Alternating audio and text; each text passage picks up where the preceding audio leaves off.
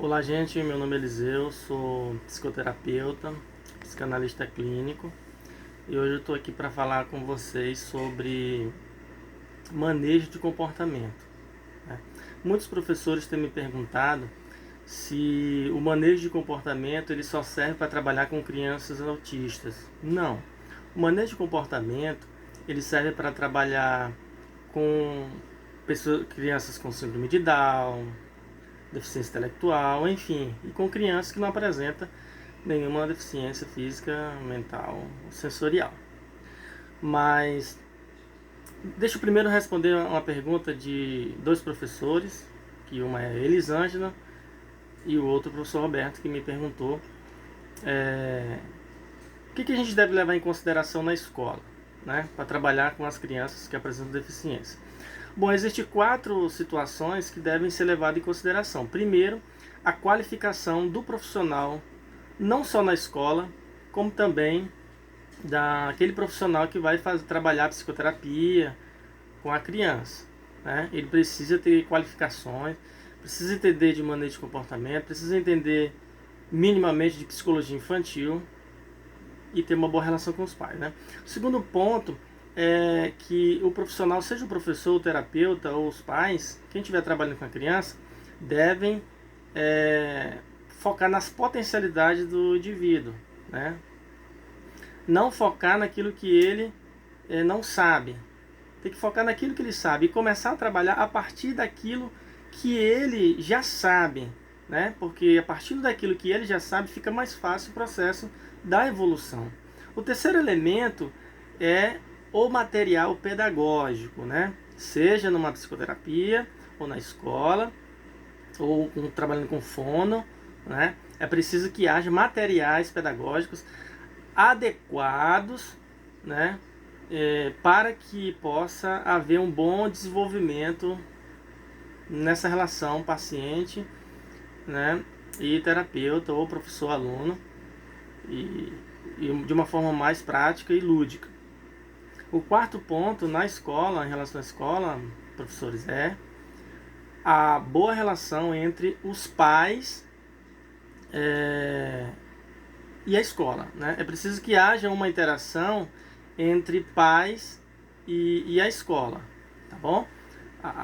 A família não deve ver a escola como inimiga, nem a escola vê a família como inimiga. Aí deve haver uma parceria para fluir bem o ensino, a aprendizagem e a interação social dessas crianças.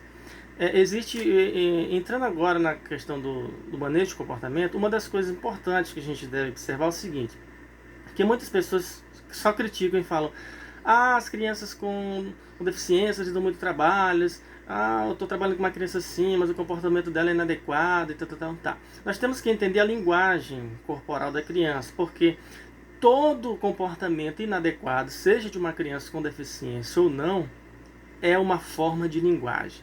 Ou seja, a criança está tentando passar uma mensagem, ela está de alguma forma querendo que você, quem estiver trabalhando com ela, perceba que ela está querendo alguma coisa, mas como ela não sabe, ela se comporta daquela forma.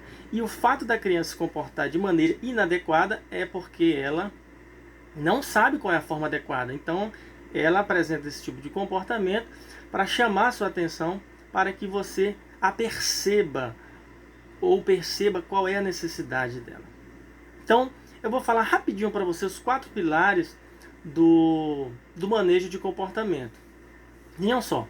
Primeiro, nós temos que compreender, o primeiro passo é compreender qual é a função do comportamento inadequado, né? Não é só criticar. Eu, enquanto profissional, nós professores precisamos compreender qual é, e se perguntar qual é a função desse comportamento inadequado. O que essa criança quer me dizer com isso? Bom, vejam só, existe 4 nesse primeiro ponto. Primeiro, obtenção de objeto. Às vezes a criança quer um objeto, quer por demais, e o profissional ou a pessoa que está trabalhando remove esse objeto da criança, que às vezes é até um objeto de estima, né, que a criança tem e que ela utiliza todo dia. Ou pode ser outro objeto que a criança esteja atrás desse objeto e você retira muito bruscamente, então ela vai apresentar um comportamento inadequado em relação a isso. se você retira dela ou se você não deixa ela acessar. Então eu tenho que ver de que forma eu vou trabalhar com essa criança para extinguir esse comportamento, de maneira devagar, né? Claro. Então o primeiro passo é a obtenção do objeto. Segundo ponto de um comportamento inadequado. A criança está com desejo de fuga, ou seja, quando a criança, você está trabalhando com a criança na escola e você coloca atividade e ela não quer fazer, ela se levanta, ela chora ou ela corre. E o que é isso? É um comportamento de fuga.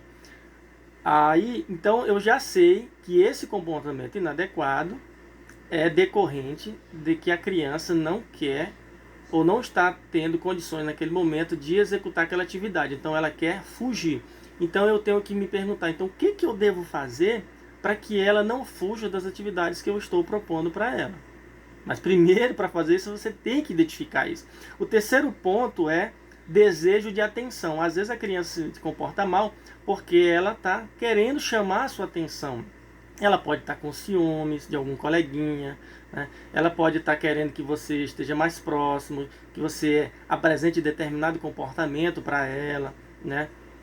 Ela está querendo te dizer alguma coisa, ou seja, quer chamar a sua atenção.